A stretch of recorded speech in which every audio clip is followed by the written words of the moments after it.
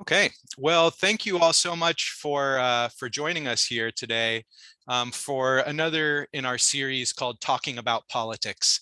And the main reason I want to start off by introducing the series is because this certainly is about us talking about politics as opposed to lecturing about politics or listening to a professor talk about politics. This is truly meant to be a situation for questions and answers, for discussion. And so Marcus and I are going to put some ideas out there, but we plan to have a bunch of time hopefully set aside to answer some questions and just have an open discussion.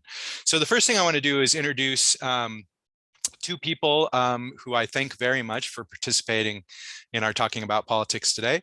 First, I'd like to mention Diamond Bush, who is a research and instruction librarian, who will be working sort of behind the scenes here and providing, real-time recommendations in terms of sources and links to information. And you can find all that in the chat section here.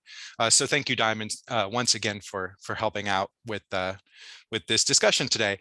And then secondly, I'd like to introduce Marcus Hudson, who is a junior student here at Bryant. He's studying abroad. He's from the UK. I'm sure he can tell you all about that.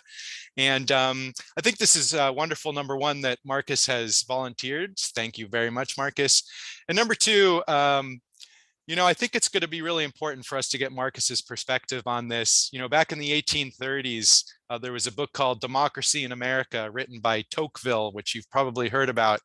And Tocqueville's observations were so prescient and so insightful, I think largely because he wasn't an American, because he wasn't in the context of American politics and saw it as an outsider. So Marcus is going to provide that outside perspective for us today. So hi, Marcus. Would you like me to share your screen, or do you have your slides right there? You can share it for me if you want. Okay, yeah, sure. Oh yeah, no, I'm Marcus, by the way. I've already had a very nice introduction. Okay, let's see.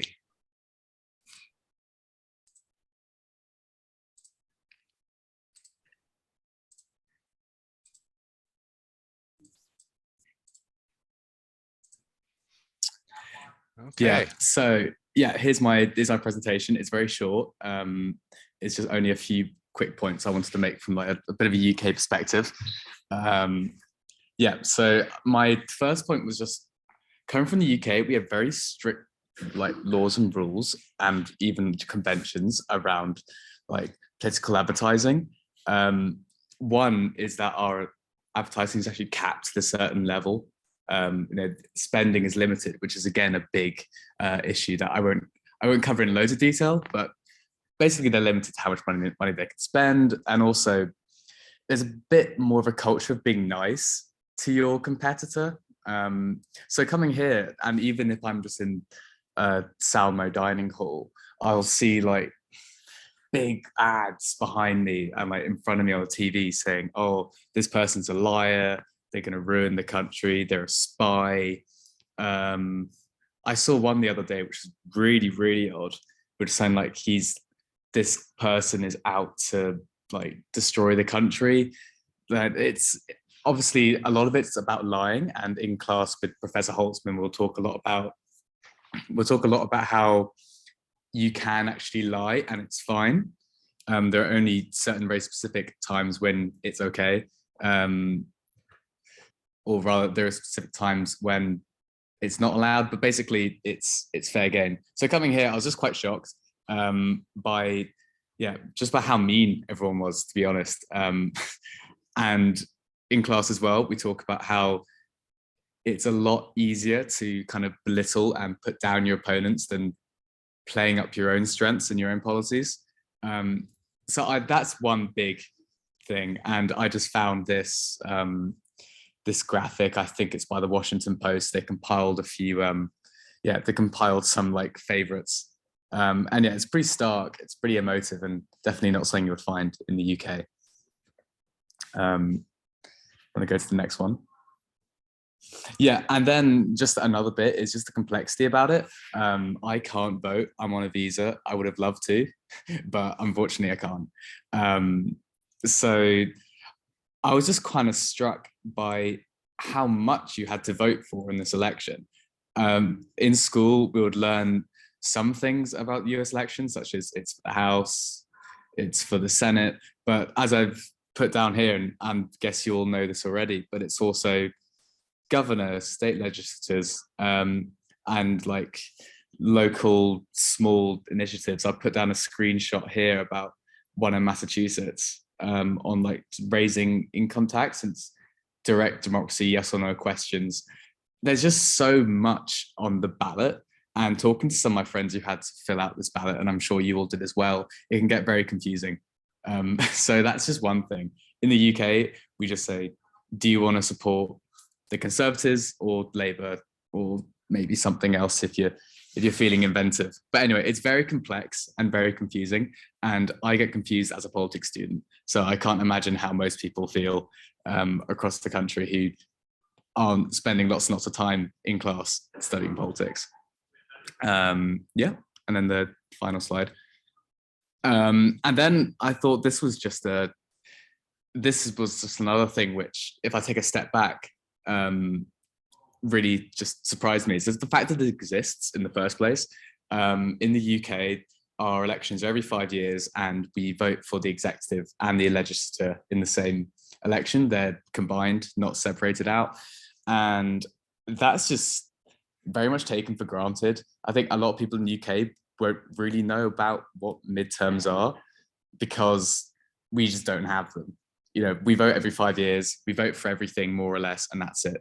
We'll occasionally have we'll have a vote like in 2016 with Brexit. That's kind of a one-off. But yeah, it's just the fact that it's here. Then I put down a little link by the New York Times here, which I don't know if it's behind a paywall or not. It was for me.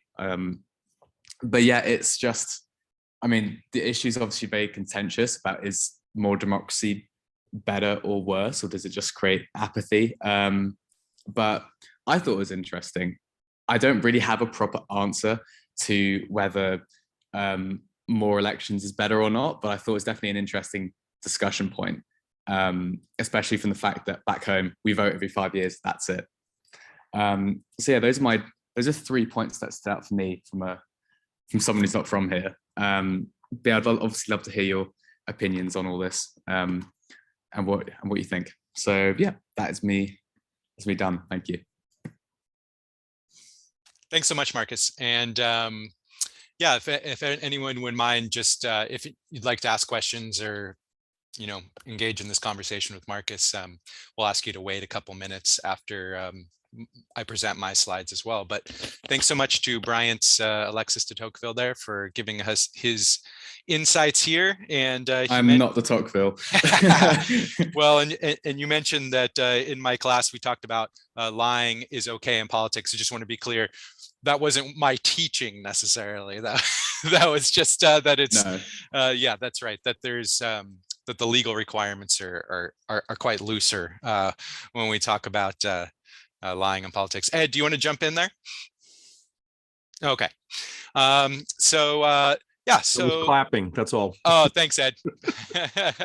We always appreciate clapping. So I'd like to kind of add to what Marcus is saying, because Marcus talks about the idea of the intensity of some of the advertisements, how much money pours into advertisements. And then also, Marcus mentioned something really interesting in terms of I don't know if you want to call it style exactly, but the intensity of political discussion in this country. No doubt there are intense political discussions in the UK as well. But this is a really interesting point that he brings up about too many elections, and perhaps that's something we can also talk about, because perhaps less elections would impact voter turnout and perhaps raise it. So I'd like to just give you a little bit of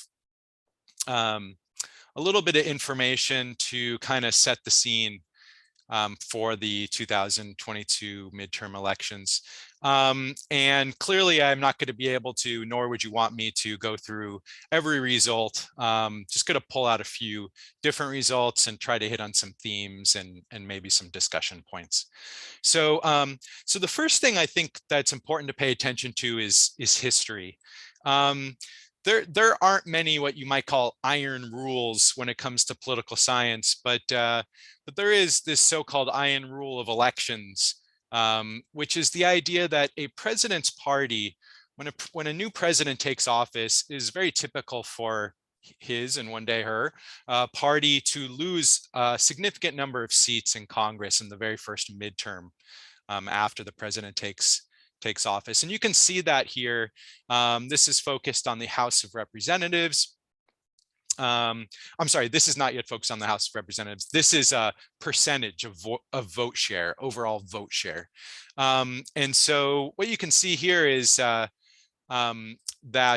nearly every year, other than a few sort of strange outliers, for instance, 2002, just in the wake of September 11th, obviously, just a year later. The 2002 election was an outlier, but other than that, going all the way back to 1946, not only does the president's party typically lose a significant amount of vote share, but it's consistent and it's a lot. And so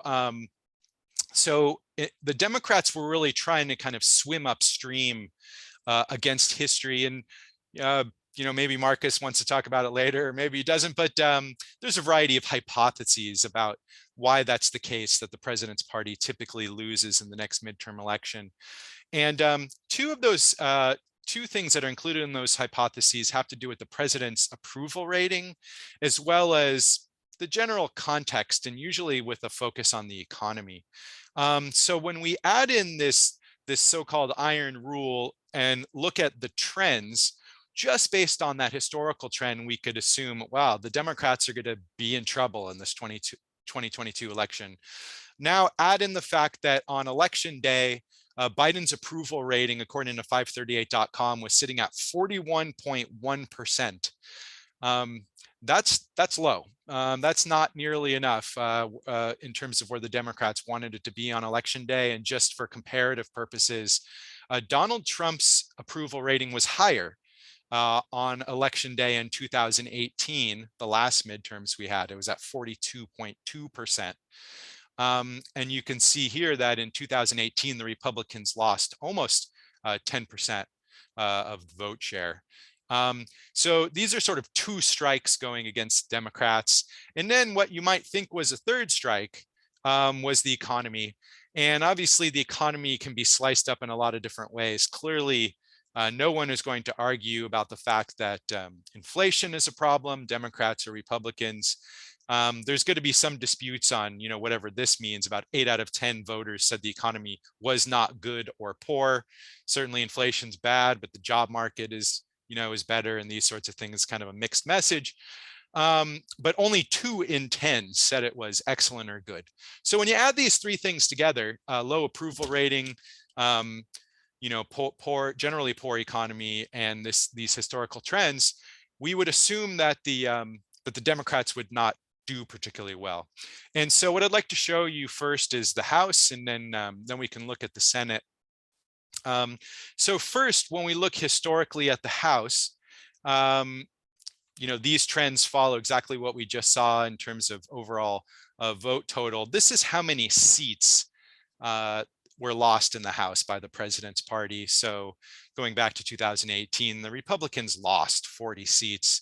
And once again, we only have a couple anomalies here in 2002 and then 1998 following an effort to impeach. Well, I guess he was actually impeached in the House and not convicted in the Senate. This was President Clinton in 1988. But otherwise, midterm elections going all the way back once again to 1946, not working in the president's party's favor. So what are we looking at currently in the House? Well, this was the division of power prior to the election. The Democrats had 220 seats. You need 218 for the majority, since there are 435 seats total. in the House of Representatives. The Republicans held 212, and there were 3 vacancies at the time of the election. So pretty much an evenly split House with a slight majority to the Democrats, although all you need is the slightest majority to really have near complete power in the House of Representatives because of the rules of the House. Currently, according to the New York Times, this is what it looks like in the House. And just as a reminder, every member of the House, every seat was open for election or re-election in the House because members of the House serve 2-year terms. Currently, it looks like 204 Democratic victories, 212 for the Republicans, and still sitting at 19 undecided. So, so at this point, the Republicans, at least in terms of raw numbers, have not picked up any seats. They certainly will win a number of those undecided races, but we're very likely to see power change hands in the House and go from Democrats to Republicans, but not by very many seats. So if we're comparing this historically to losing 40 seats, losing 13 seats, losing 63 seats, we're not going to really see anything like that this time.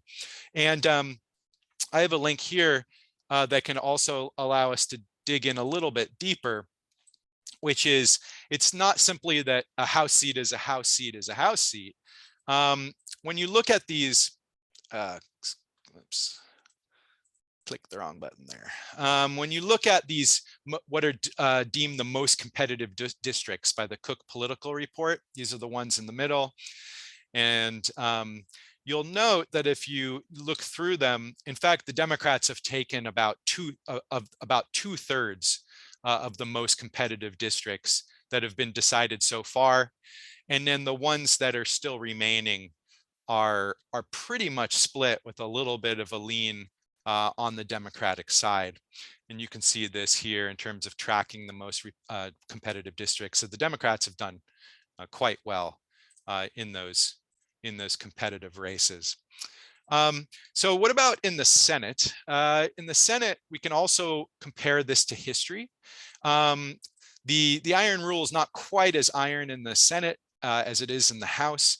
There's a little bit more variation, but it is typical more often than not that a president's party will lose seats in the Senate. A lot of it depends on which seats are open, which ones are being defended, which ones have strong challengers and these sorts of things. So the rule of thumb is typically that candidates matter more in Senate races than they do in House races. In the Senate, as you probably know, there are 100 seats. So I wrote 50 plus 1 for the majority. The reason I put it that way is because the Democrats currently have the majority, even though it is split 50-50 between the Democrats and the Republicans. That's because the tie-breaking vote goes to the Vice President of the United States, Kamala Harris, who's a Democrat.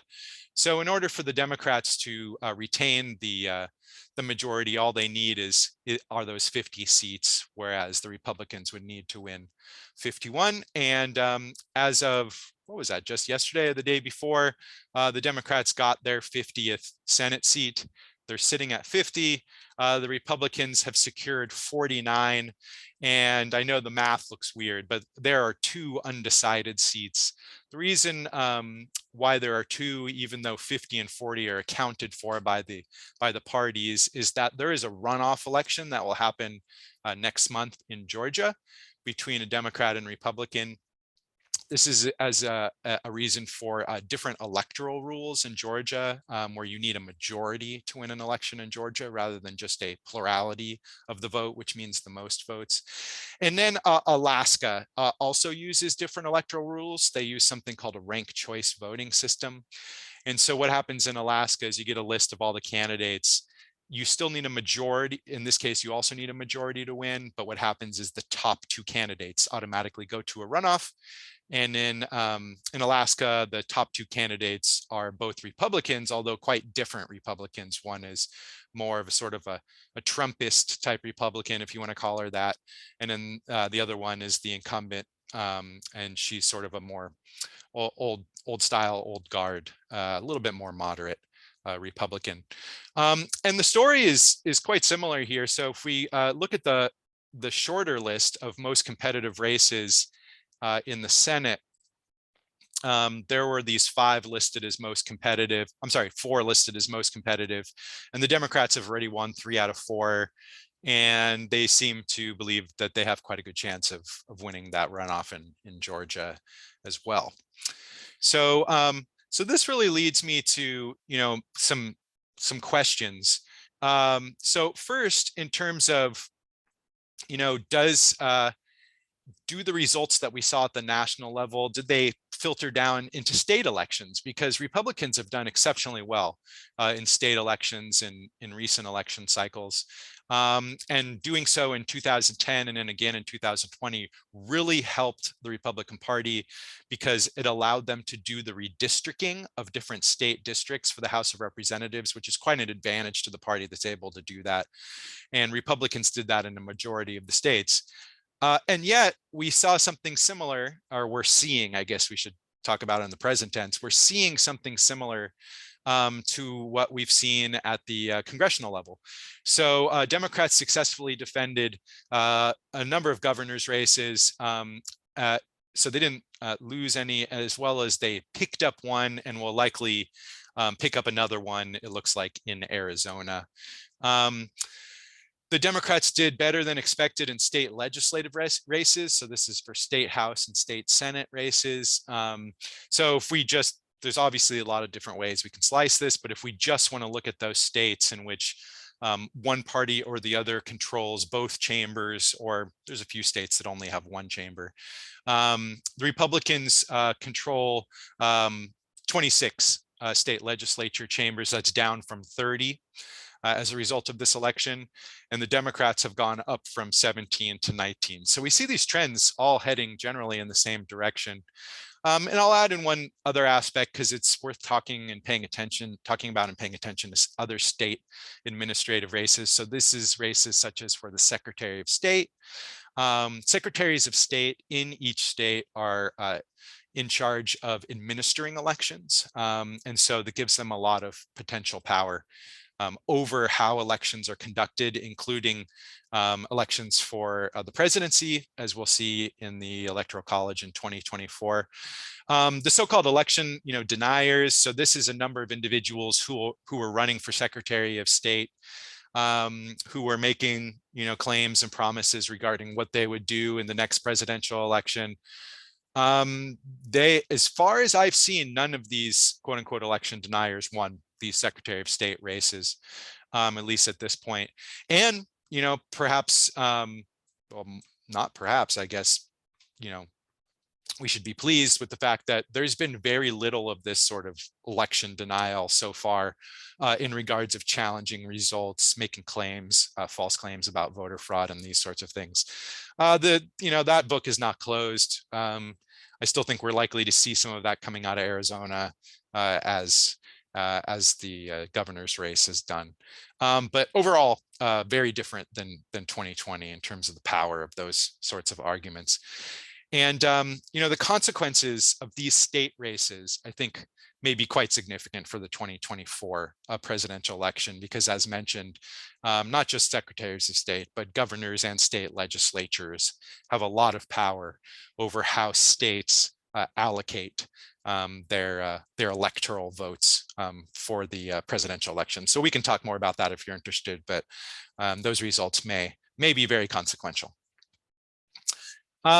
So I would just like to give you a quick framework, and then, as mentioned, give you just some questions, and then we'll talk about them. So first, my students have gotten tired of hearing about this guy, John Sides, but I think he has an excellent book and very simple, straightforward analytical framework to try to explain election results.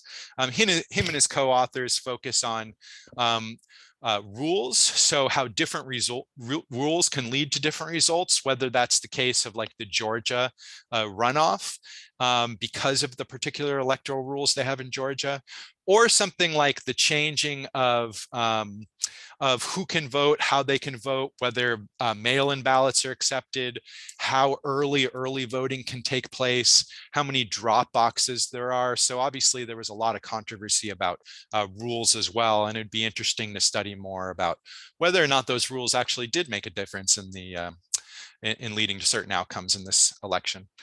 Reality has to do with the broader context in which an election takes place. So are there important issues that are being focused on and discussed? So for instance, the abortion issue that I'll mention again momentarily. What's the situation? Who's in power and defending their seats versus who's challenging, and these sorts of things. Strategies, so this has to do with campaign strategies. So what kind of strategies did the candidates and the parties use, and were those effective? And then finally, citizens' choices is, did citizens decide to vote?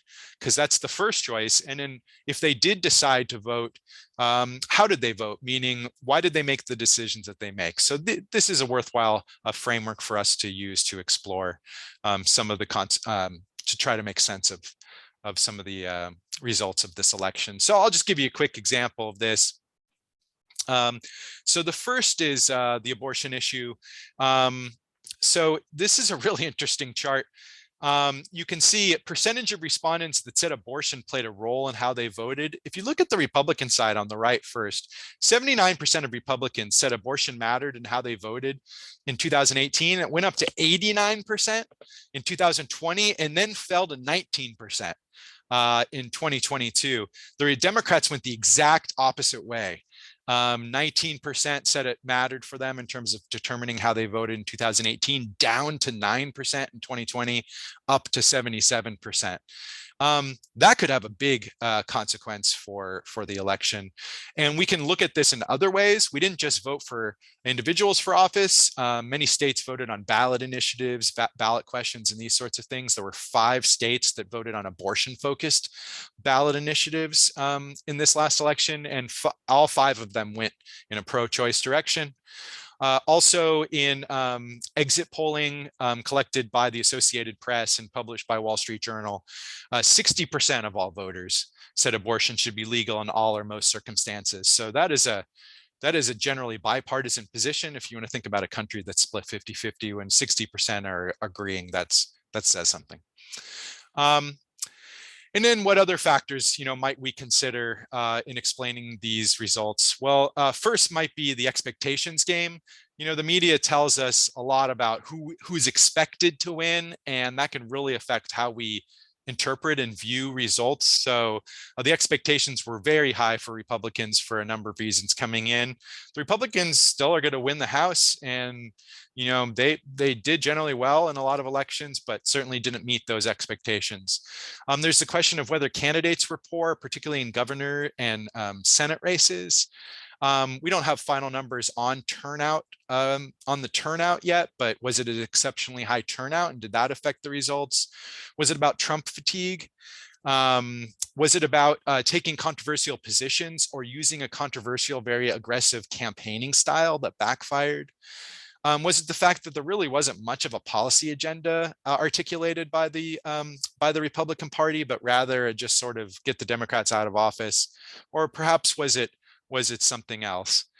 And then I'll leave you with these questions. What do you think are some other factors that mattered? And then I'll also leave you with this other sort of, who cares question, which is, and what might be the consequences of these election results in terms of 2024, in terms of Donald Trump, in terms of the policies that might be passed over the next 2 years, and so on. So I started talking when it was light and now it's dark. So that's probably a sign I've been talking far too long. So let me stop and just invite some questions, some comments, some responses to some of the questions that I asked. Thank you very much.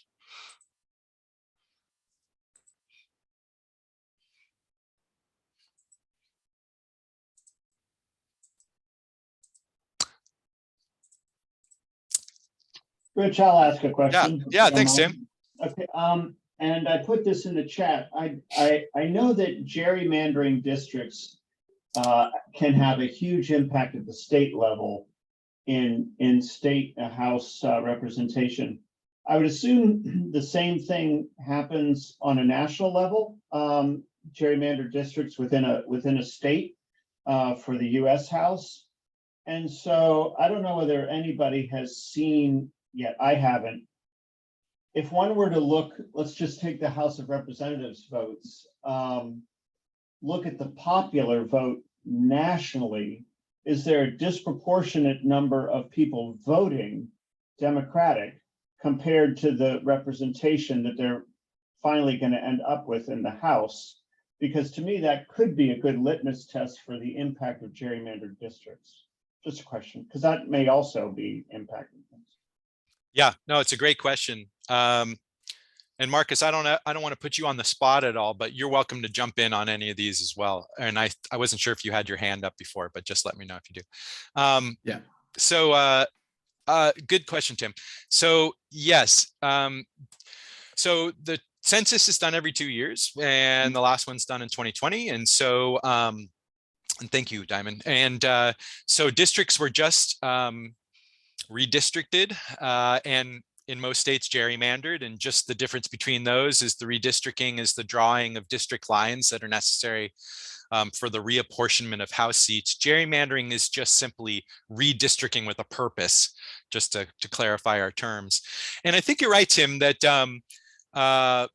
that there was an expectation, number one, that the Republicans did so well in state legislative elections in 2020 that yes, the state legislatures in over half of the states are responsible for drawing the House districts for the House of Representatives elections. So there was an assumption that, in fact, wow, the Republicans will even do better than we might expect because they're largely in charge of drawing these districts. And the second point that you added to that, I think, maybe even made that argument stronger to the extent of saying that, Democrats are largely tightly grouped into urban areas these days. I mean, we have this geographic sorting. More urban areas are more Democratic voters, and more rural, less populated areas are more Republican voters.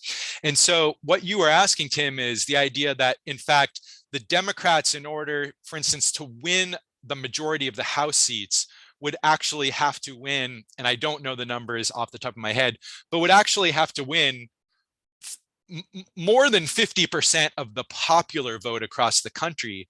Because if you want to think about it this way, and I don't like using this word, but a lot of these votes would be wasted. For instance, if you had a district in which it's 70, 75% Democrats, and there are ones on the other side for Republicans as well, but you don't need to win the election, 70% to 30%. So we're going to have to be patient and wait till some of those numbers come out. It'll be interesting to see, number one, what the overall turnout was. Number two, what the popular vote difference was between Democrats and Republicans across the country. And then we can do that analysis and see, if the Republicans do end up, as it looks like, winning a small majority in the House, did they actually win a majority or even, of the popular vote? We'll have to find out. Yeah, thank you. Let me see if there's any other questions. Yeah.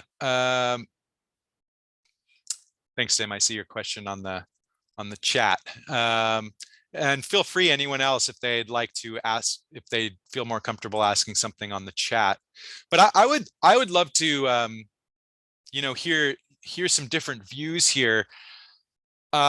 It always, mass media comes out, and within 2 or 3 days, they want to say, here's why the election went this way. And I don't think those interpretations are wrong. But it's always much more complex than that, right? There's always a variety of reasons why we see different results. And I'd be interested to hear from some of you who are joining us here. Why do you think we've seen these sorts of results? And presumably, if you were paying attention before, and maybe you think that these were surprising, why the surprises? Yeah, and then Theodore, that's a great, we should talk about the Donald Trump issue as well. Anyone have a hypothesis about why we saw perhaps a stronger showing by the Democratic Party than we thought at the national and even state level. Yeah, Karen, go I've ahead. got one. Yeah, okay. As well. Yeah, go ahead, Karen, and then we'll come to you, Marcus. Thanks. Long ago in another life, I was a news reporter and often covered elections. And I realized that some of the people who covered elections for the big media, the national media, had different perspectives than I was hearing talking to potential voters in varying districts in Rhode Island, Massachusetts, and even in Nebraska. And part of what I learned was that a lot of that national media spent all their time talking to each other, where I had to go and actually talk to voters. So I had a completely different perspective on the ground than people who only talk to one another. And I think we've seen that polling doesn't work the way it used to. We could all have been reliably called for a poll in the past, but none of us answer our phones anymore. So we're not being polled. Where are they getting those subjects from? I think a lot of that information was pretty sadly skewed. You mean the polls, Karen? The polls and also the views of some of the commentators. Yeah. Okay. Yeah, and I think that they're, and I certainly don't want to, throw any babies out with bathwater. I mean, I think that there's some incredible analysis and reporting that goes on, and I'm certainly not one of these sort of, media is horrible, they never get anything right. I think that it's quite important, particularly quality media. The polls are going to be interesting to look at after the dust settles as well, because I'm not sure the polls actually are going to be as off as we might think.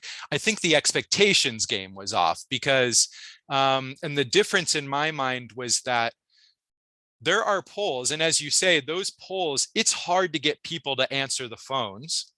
And so so the pool of individuals who are being polled, it has a lot of holes in it. And so the job of pollsters these days is not simply to just collect that data, but is also to try to weigh it and adjust it and say, well, I'm not sure that we have enough Republicans, or we need more educated voters, or other, voters who pay less attention, and these sorts of things.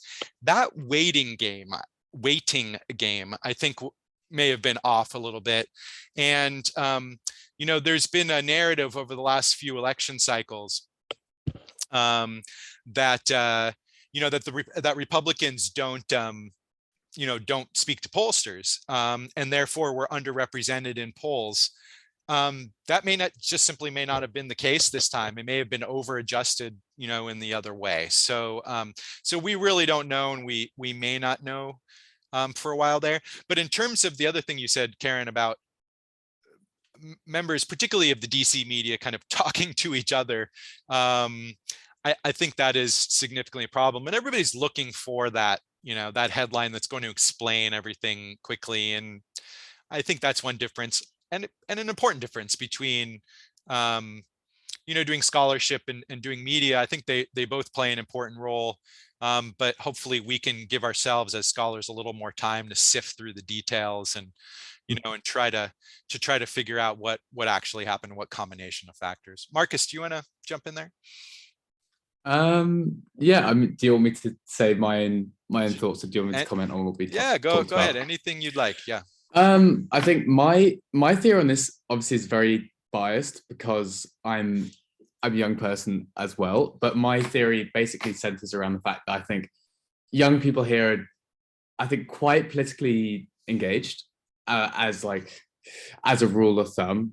I would say that a lot of people I talk to, and they don't take politics, for example, a lot of the people I talk to here, that everyone has an opinion. Everyone's very keen to talk to me about all the silly stuff going on in Britain, for example. I don't need to tell you about it, but it's pretty chaotic. I think people are very politically engaged in my generation. That isn't to say that turnout's going to be higher than the 60, 70-year-old age range. I think it's still, when the results come out on the proportion of people that voted, I think was still going to be quite low. But coming here, I was very impressed by how engaged young people were, way more than back home at my host university. And then I think the other point that links to that, which is why Democrats didn't do as badly as we thought, is I think that our age group is very, like, not very left-leaning, but tends to go that way. I think I read a stat which was like 55% of people would support a democratically supported Congress. I think coming here, especially as it's a very business school, and I assume a lot of people have maybe right of center parents, I thought it was going to be very down the middle, 50% Democrat, 50% Republican on people I met around campus. But I would say I was surprised by how left it was. If I thought there was a university that would be more centrist on average, I thought it would be Bryant, but I found the exact opposite. And I don't know why exactly that is. I think it could be that we have quite a right-wing Republican Party right now, at least from an outsider's perspective. So it might make people that would vote for a moderate candidate a little bit put off. But yeah, I would say a lot could be explained by young people participating, and whatever reason they did or whatever ideological standpoints they have, I think that was probably quite significant. Thanks, Marcus. And that's interesting to hear, because, you know, I think the narrative among some of us at Bryan is actually the opposite. Excuse me. Not necessarily in terms of ideological or political views, but in terms of engagement. Although I'm fascinated by the way you explained engagement, because you said everybody has an opinion on everything. And then you also said, but that doesn't necessarily mean they're going to vote. And I think that might be the split, is that, yeah, everybody, and I'm not talking about Bryant, you know, specifically, I'm talking about all across the United States, seemingly everybody's got an opinion on everything, whether they actually vote based on that opinion, or, you know, I hope this doesn't sound too dismissive, but whether that's an informed opinion. And then your perspective on the different sort of ideological positions of Bryan students is interesting. I've always sort of assumed, and I have no data at all to support this, and I'd be interested to hear from other staff and faculty. I've always assumed that the Bryant student population is more conservative when it comes to economic issues, you know, anti-tax, anti-regulation, these sorts of things, but certainly more liberally minded when it comes to social issues and identity issues these days, and these sorts of things. And I just want to mention a comment that speaks to this topic as well, from Theodore. Thank you, Theodore.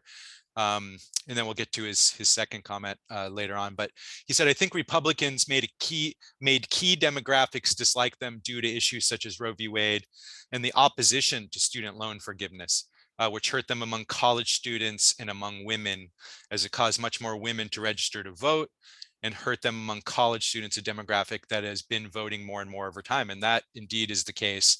As Marcus says, turnout among younger voters is still like a third of what turnout among those who are 60 and older is, but it's going up. It is actually on the rise, and it's that trend or trajectory, I think, that probably matters. Ed, did you want to jump in there with something? Yeah, excuse me, Rich, I have a couple comments, and I don't want to take it off course, but I do have some thoughts that are going through my head that I think might be relevant here. It seems to me in the last election cycle, the last two election cycles, the midterm and the previous presidential cycle as well, there's a lot of euphoria associated with the idea that we're going to get rid of government as we know it. And that emergence of the extreme right-winged philosophies, a lot of people got on the bandwagon. I think that is starting to come to a full circle, not full circle, 90 degrees, 180 degrees, where there's a recognition that, you know what, maybe we weren't really paying close attention. We just got excited about something.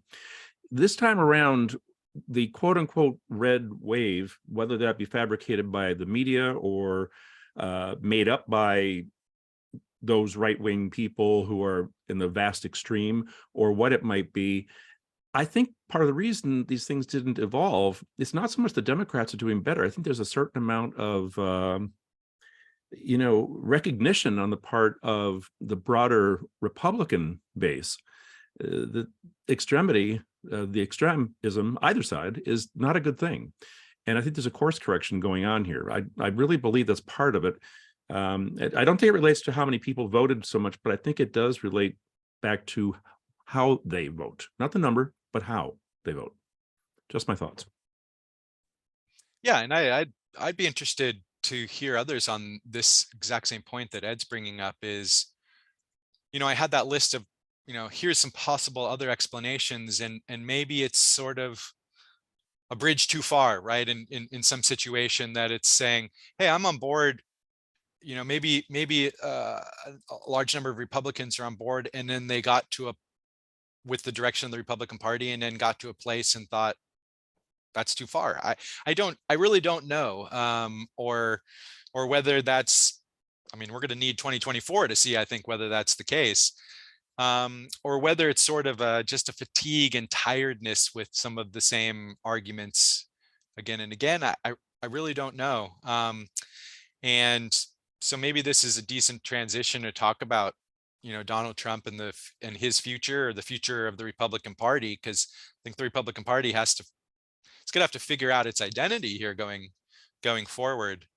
And it's not disconnected from issues like, thank you, Emily. I saw that you posted about choice. So presumably for abortion, polls have consistently shown majority support, right? And that's nothing new. That played out in state ballot initiatives. And so it may have been, when you talk about extremism, Ed, it may have been crystallized in certain policy issues, like the abortion issue, for instance. But I really don't know. But what do you all think? Rich, one last thing. Yeah. I don't know either. I just throw it out there because I think that there's evidence of something changing. I do believe it'll be interesting after tomorrow, when purportedly Donald Trump will make an announcement to the effect that he's going to run, to see what the impact is. I don't think we have to wait till 2024, because I have a feeling things are going to very rapidly escalate. But it will be interesting. I don't think it'll take till 2024. I think the battle will be fought well before that, and I'm curious to see how it's going to go. Of course, I don't want it to go any further in the wrong direction, but that's my opinion, of course. Fair enough. Thank you, Ed, and thank you for the reminder about the quick following up on a not very good election for the Republicans with an announcement to run for president, which strategically doesn't. I'm not a strategist, but it doesn't seem to make much sense. And again, the party is, and to go right to your point, Ed, the party is split even on that. Why would you do that now? Why would you do that at all? And there's a variety of other reasons that in terms of Donald Trump's current situation, legally, financially, and otherwise, it's a bad choice for him to make. But he doesn't call and ask me, so or you, Ed. So there's some great other comments. So Kevin asked, what do you make of the Lincoln Project? So the Lincoln Project is a group of, I guess, former now establishment Republicans, some of whom worked for John McCain and Mitt Romney and others. Their recent statement of not wanting to save the Republican Party, but wanting to, quote, burn the Republican Party to the ground and rebuild. I think that I'm not sure what to make of that, other than to say I think it's just more evidence. Feel free to, I don't know if Kevin's still here. Yeah, Kevin, feel free, Kevin, if you want to jump in on that. But I think it just shows that there's some decisions to make for parties, and parties always have to make these big strategic decisions, usually when they lose elections. But also in this case, I guess it is not a loss, a proper loss, particularly when you look at the Republicans winning the House, but certainly not meeting expectations. And I think Republicans are going to need to decide what direction they want to go. And whether the party can be saved or it needs to be burned to the ground and rebuilt like the Lincoln Project says. Adding to this, Theodore said, Republicans also caused a lot of people to believe that they are threats to democracy, and certainly were portrayed that way by the Democrats' strategy, campaign strategy, we should say, given the election denial and the rhetoric coming out of the far right. Yeah, go ahead, Marcus. Oh, I was just going to throw in an open-ended question to everyone because I'm not a political expert, like a lot of you. So I think we learned about in class that district lines are redrawn every 10 years, I think. And because the last one would have been in, was it 2020? Yeah. Would this have been the first election that would have incorporated these gerrymandered states? And if so, do you think that's a reason why the Democrats have done better than we thought? Yeah, it's a good question. So this is the first election since that's been done. So yeah, with the census in 2020, actually most of the maps were drawn in 2021 and some in 2022. And there's actually still some that are wrapped up in court cases, the current maps, even though they had to go ahead and use them. I don't know. I haven't looked at it enough to know whether that perhaps ended up benefiting the Democrats, because certainly the Democrats gerrymander just like the Republicans do when they have control of the process. There's an interesting story in New York State where the Democrats did not do as well in New York State as they had expected. Again, the expectation game really matters. It's like what we think going in tends to have such a strong impact on the conclusions that we draw. The Democrats redistricted in the state of New York, and they may have overplayed their hand, and the state of the court system, in the state of New York threw out the Democrats' map, and it was then drawn by an independent body essentially. And so instead of Democrats reaping the benefits, they may actually have kind of lost some seats because they overplayed their hand. But it's a fascinating question to know, and again, it'll take us a while to sift through that, but to figure out how much redistricting really mattered, or maybe it didn't matter, as much as we may expect or suspect. Any other comments, questions? Sort of expected the discussion to get hijacked by a discussion about Donald Trump, because that's normally the way it happens. But yeah, Karen, go ahead. So a question, the January 6th insurrection certainly has been a main focus for me. And I think that the January 6th committee did an excellent job of bringing the issues it created to the forefront. I wonder whether anyone else thinks that might have had an impact on both Democrats, independents, and Republicans voting the way they did as a result. Great question. Let's just open that up to everyone. Do we think that the January 6th committee's investigations and reports, and certainly they still have a big report coming out here, because the committee will disappear at the end of this Congress. So when the new Congress takes office in January, the committee will disappear. So it's a question of whether that sort of, and it really was like I was going to say drip, drip, drip for months, but sometimes it was huge splashes more than drips.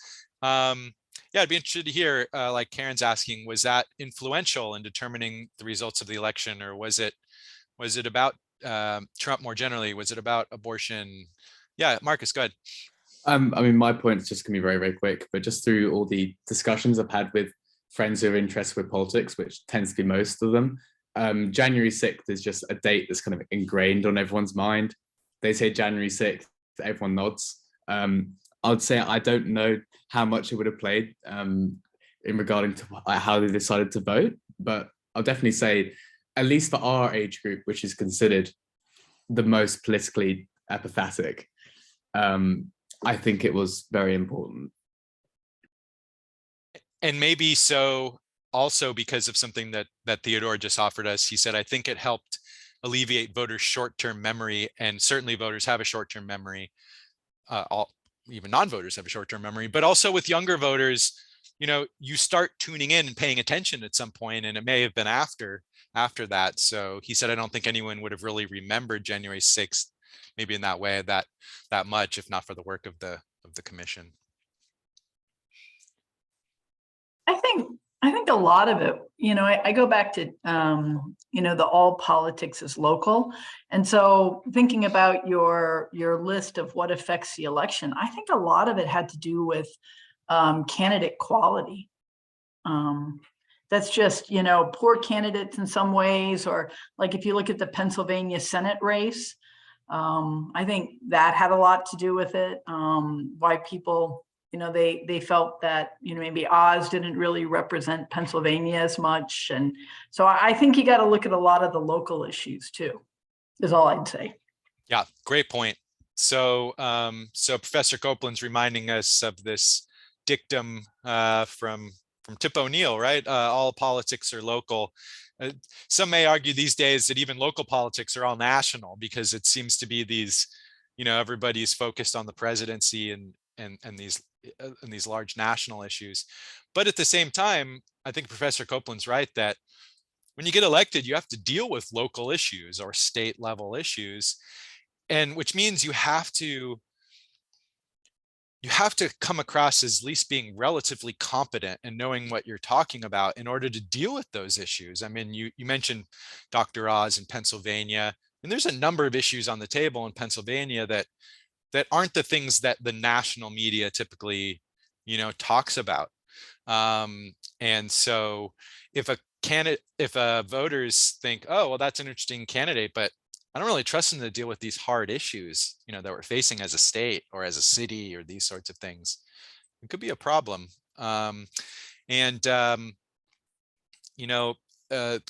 The assumption, I think I mentioned this earlier, is also that in these governor races and in Senate races, that candidate quality tends to matter more. They have a lot more focus on the individuals. They have to speak to a much broader electorate and please a much broader electorate. And I don't know if it's the influence of sort of Donald Trump or Trumpist sort of approaches, but there were, the Republicans have had a recent history of not such great Senate, not the strongest Senate candidates. If people remember back to like Todd Aiken in Missouri of, his legitimate rape comment and these sorts of things. So there's there's a number of them here this year. Pennsylvania is a great example, not just with Oz, but also their candidate for governor, who was a little bit out of the ordinary when it came to some views that most Americans hold. And I think in Arizona, we're seeing the same sort of thing. So yeah, and Mastriano, so Theodore mentions him. Thank you, Theodore. All the right timing with all the right comments. So we are aiming for an hour here, but I'm happy to keep it going. If anybody, I want to make sure that if anyone wants to give their views or ask any further questions or deal with not just the question of what are other ways we can explain the results, but why, why might that matter going forward? I think it's going to be interesting to see, what happens with presumably a Republican House and a Republican House and a Democratic Senate. Whether that, jams the brakes on things, we assume that's going to happen to some extent. But there are many things that President Joe Biden can do just with a Democratic Senate. Specifically, he can get his judicial appointments confirmed.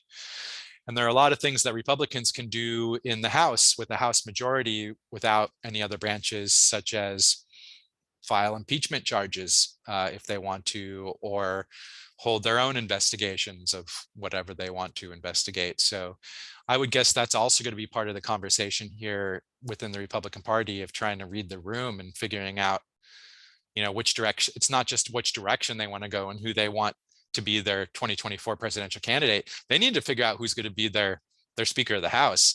And everybody assumes that it's going to be Kevin McCarthy from California, but he's going to have a tough road to get there. So it will be interesting to see what direction the House goes. Anything else that you'd like to discuss or questions we can answer? Okay. Yeah, Marcus. I was just going to ask an open-ended question to anyone who has an opinion about it.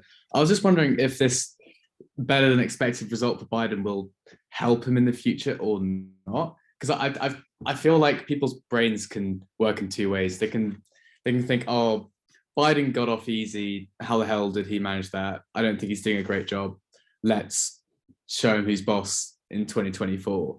Or do you think I don't know, something like following the herd consensus might kick in when people will think, oh, a lot of people actually don't think Biden's doing too bad of a job.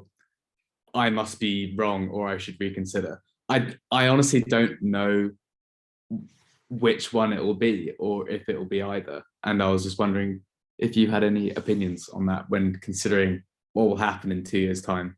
Yeah, it's a great question. Anyone want to take that one on? I think I would just say it always comes down to two candidates. And so I feel like people don't always vote for something, they vote for the lesser of the two evils. And I think that's just something to keep in mind, right? So we tend to read a lot into it. Oh, people are supporting X. Well, they may just be opposing Y. So it's hard to know. Yeah. I don't think anybody could really answer that question. It's a great question, though. Yeah, and it's double interesting, I think, because we have all these interpretations that immediately say, well, the Republicans did poorly and it's because of Trump, right? It's on Trump's head. But then, Marcus, the way you framed that was, well, Joe Biden did very well in these midterm elections. And the question might be asked, did it have anything to do with Joe Biden at all? Or Donald Trump for that matter? Because, Professor Copeland just said, well, there's the two, or more names on the ballot and you have to choose. Neither of those guys were on the ballot this time. And so it's sort of interesting. And these interpretations of these questions that we're asking, what happened? How did that happen? These are not just important for the Republicans and the Democrats, but someone like Joe Biden, for him to decide, hey, did my party get lucky because I have very low approval ratings and was I sort of ignored? Because as we know, I mean, he wasn't really called on to campaign all that much for a number of Democrats. In certain districts, yes, but in many of those toss-up districts, no. And does he interpret it as, yeah, this is a big win for me, I'm going to stay in and run in 2024 and this and that? Or might he interpret the other way and say, this is a sign for me to get out of the way? So it's hard to know. And, and Theodore mentions sort of the other side of the ledger, someone like Ron DeSantis. I mean, the media loves, to be the kingmaker as well and sort of say, oh, Trump's time is over. Here comes DeSantis. Ron DeSantis, the Republican governor of Florida, did very well in his reelection in Florida, which of course drove Donald Trump crazy. And then, people are talking about, well, is this going to be a Trump versus DeSantis thing? In terms ideologically, politically, even stylistically, they're not very different. But they don't like each other. They have huge egos, as all of these politicians do. And they both see themselves as the future president of the United States. And so it's really, I'm glad you asked that question, Marcus, because it really raises, if I leave everyone with anything, it's that different interpretations of these numbers, these results really matter. Like what you think they mean can really, really matter in terms of how parties, candidates, voters go forward and how they make up their mind. Yeah, go ahead, Karen, please.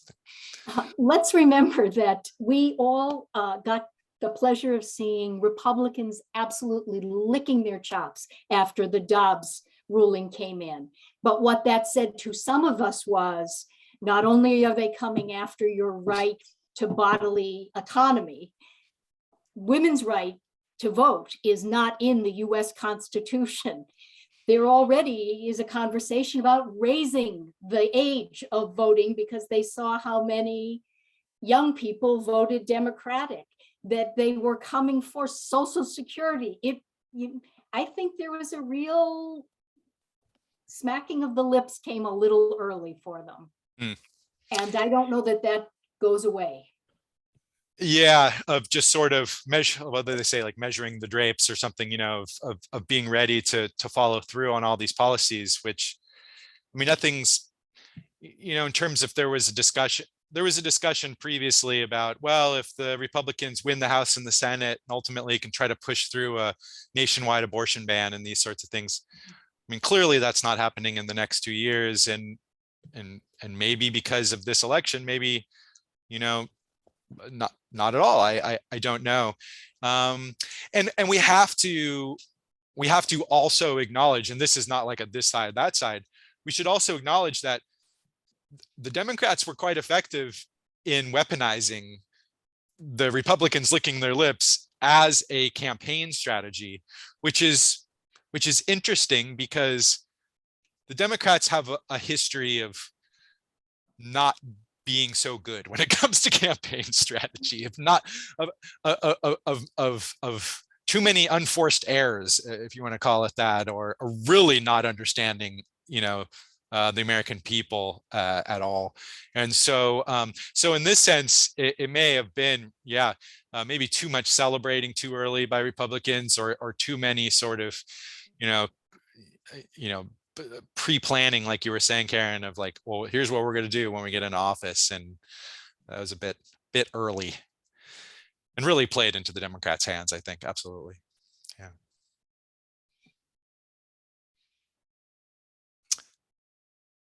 Okay, well, maybe let's wrap this up. I just want to thank you all so much for coming, and you know, I appreciate you all sticking around as well.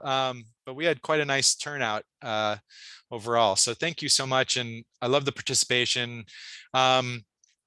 If you have a view one way, I should have asked this before we had more people on here. If you have a view one way or the other on whether these should be on Zoom or in person, I would love to hear that. I mean, obviously we went to Zoom during the pandemic, but it seems to generally work for discussions, but I don't know if it would, you know, be different in person or not.